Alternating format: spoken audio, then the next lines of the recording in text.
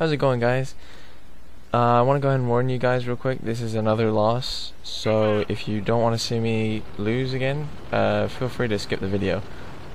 But it's still a really good game, and I really enjoyed playing it even if I did lose.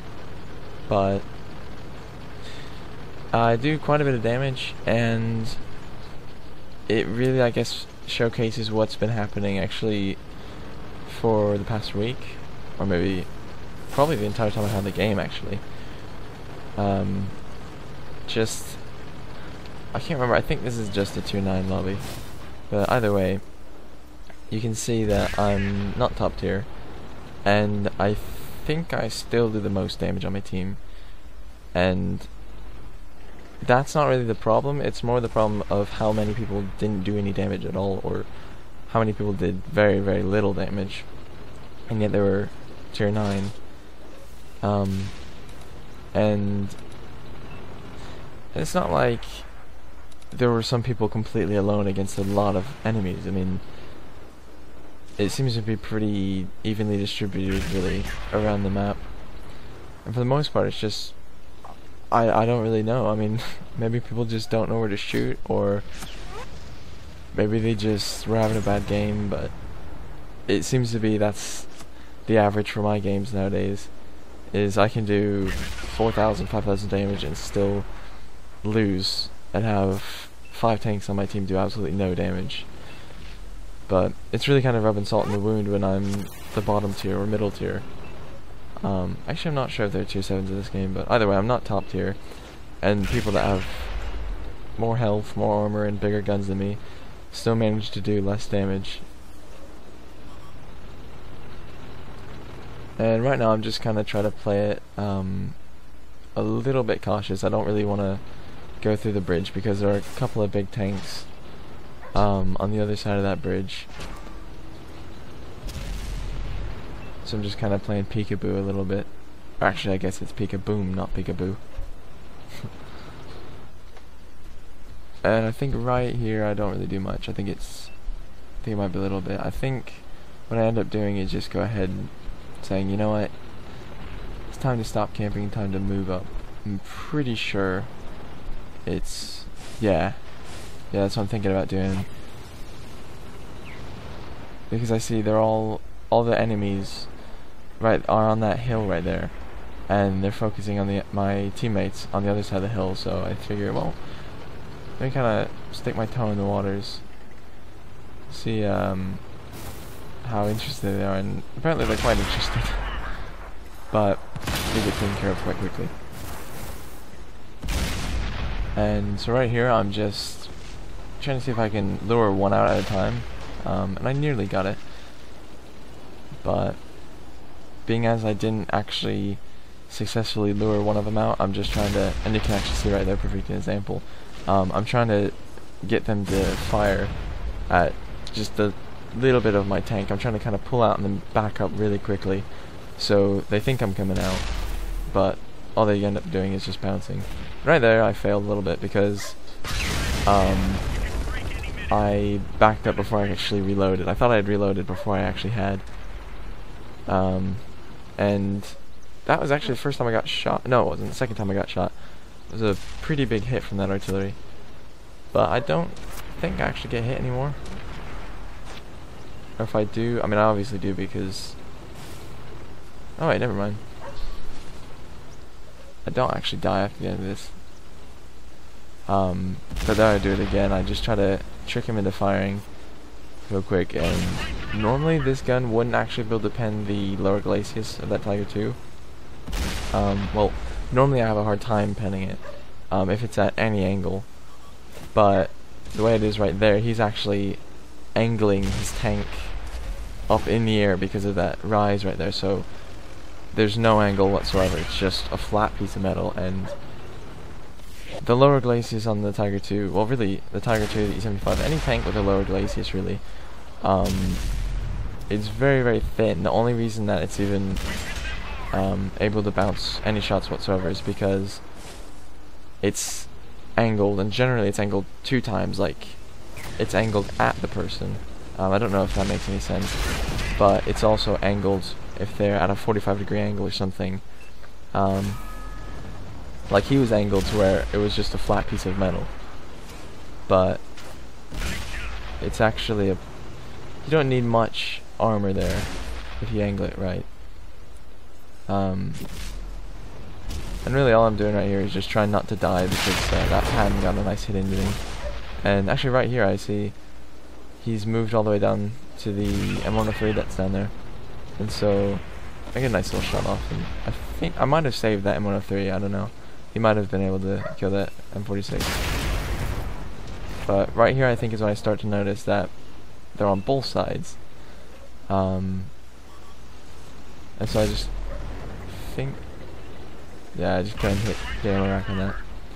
Too bad it didn't explode.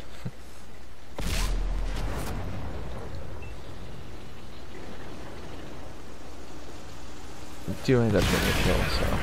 And then I think right now is when I realized that there's really no one back behind us protecting the base. And I actually really flunked that shot. I don't know what happened. That should have hit. I think maybe there was something in the way, or he was going slightly faster than I expected him to be going. And I think right here I just don't get any shots because the wall's not broken. But it's not actually looking too bad right now. I mean, it's not looking great, but we have at least 3 tier 9s. I forgot a tier 9, T95, a Conqueror, and an M103. And they've only got 2 tier 9s left, so I mean it's looking pretty good if we play carefully. And there's the E75, and I take a shot and it bounces. Because he is actually angled. If I had a tier 9 gun, or if I had been firing premium, I'm pretty sure that would have gone through. Say if I was using my Jagdtiger 2, it would have definitely gone through. But so I know that he's angled at the M103. I mean, that's a smart thing to do. But I realized that there's a building where I can go around the side of the building, and he'll be angled for the M103 still, but he'll be at a very bad angle for me, so I'll be easily able to kill him. But he realized what happened and went ahead and turned towards me. And apparently he angled for me and the M103 at the same time, so it's a good job to him. But that Conqueror there, just remember that Conqueror, how he's just sitting there. I don't even think I think he's AFK actually. That Conqueror could have made the difference. And I actually get lucky twice. I get extremely lucky. I'm a one-shot kill for that T32, and all he does is track me. And I realized I would have died. I moved forward the slightest little bit, and I just realized if I hadn't moved forward that foot that I did, I would have died, because he was aiming at my lower glacis and he ended up hitting my tracks. And there I don't actually know what he hit, but I think my luck might have run out if I had tried to shoot him one more time. But yeah, so we go ahead and lose that one because they cap. But they didn't even need to cap, they would have killed me eventually. And remember that Conqueror I was talking about, and I'm pretty sure he was AFK. I didn't know it at the time, but so I'm just looking at my stats, and then all of a sudden I look at the very bottom of the leaderboard, or very close to the leader. Oh, yeah, it is the very bottom, and he's done absolutely no damage. And yeah, I had a pretty good game that game. And it's just those kind of people that I don't know if he meant to do it or not, but I think if he had left the game, his name would have been grayed out. So, and not just his name, actually, his heavy tank symbol, when you look at the middle of the screen, or the middle top of the screen, during the game, it would have been grayed out. So that means that he lost connection or he left. So I think what he was doing was just starting up a game and just leaving, so he could grind out XP, or not grind out XP actually, so he could skip the grinding of the XP, and because of that we lost. Because some of the tanks that were left, that E75 was a one-shot. That M103 I didn't actually see. That Panther would have been no problem from the T32 was a one-shot, and I mean all that Concorde I've had to do was pretty much fire 2 shots and it would have gotten 2 kills. And I mean all he would have had to do was had an average game really, and we probably would have won. But I'd say, I mean, the enemy team had a good game, especially that Jagdtiger. He had a really good game. In a tier 9 match, he's a tier 7, and he did 2,710 damage. That's a good player right there. Sadly, when you look at our team, I see a lot of players that did very, very little.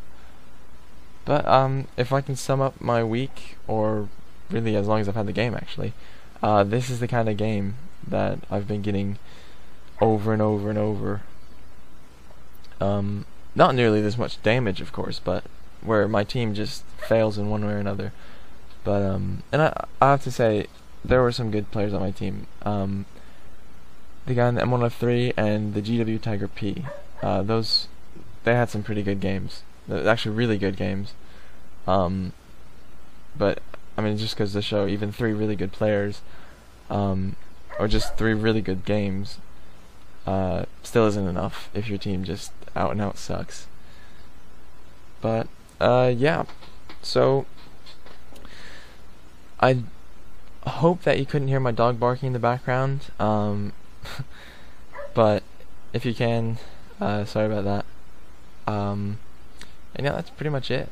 Just hopefully I'll be uploading a video, or maybe multiple, I don't know, of my Jagdtiger 2, because it was actually sitting in my garage for a long time without me playing it, because I had I don't actually know what the gun is, but the gun, it only does 300 damage, and it doesn't really have too much penetration, so I wasn't really enjoying playing it. But then I decided, well, you know what, I'm just going to go ahead and I'll grind the last little bit off my T32 to get the M103, which I have gotten, and I'll go ahead and get the 128 for the Jagdtiger 2, and I have gotten that, and I absolutely love it. I've gone games where I've done over 4,000 damage, and I've taken no damage. In fact, I've actually got a picture of one, a picture of the ending, and I really need to start recording those games, because they're actually quite fun to play, and they're probably quite fun to watch. But before I make this too long of a video, I hope you guys enjoyed watching, and hopefully I'll see you guys in the next video.